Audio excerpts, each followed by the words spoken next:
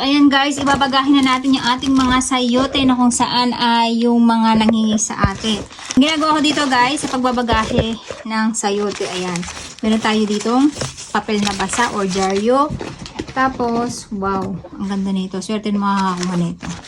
Tapos, ito guys ay babalutin ko para magkaroon lang siya ng moist at hindi siya matuyuan. Sa loob ng 2 araw, ang problema ko sa kanya guys ay, ayan, babaluktutin natin siya kasi wala tayong magagawa.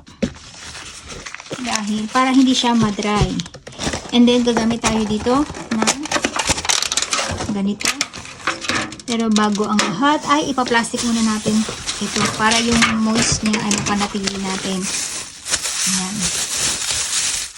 At saka natin siya ibabalot dito sa ating. Ayan. Saka natin ititip.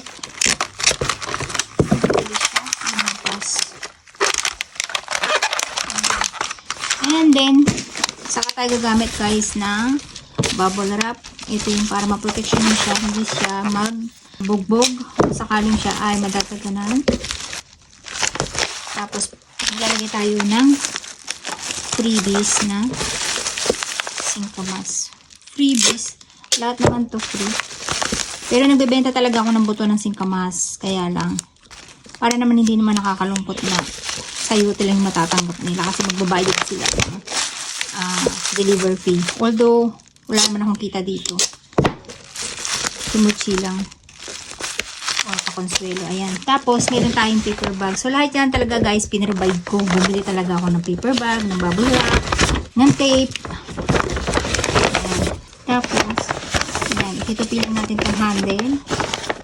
Tapos, yung shape na kailangan ay mukhang shape siya ng box. Saka natin siya ititip ng ganyan.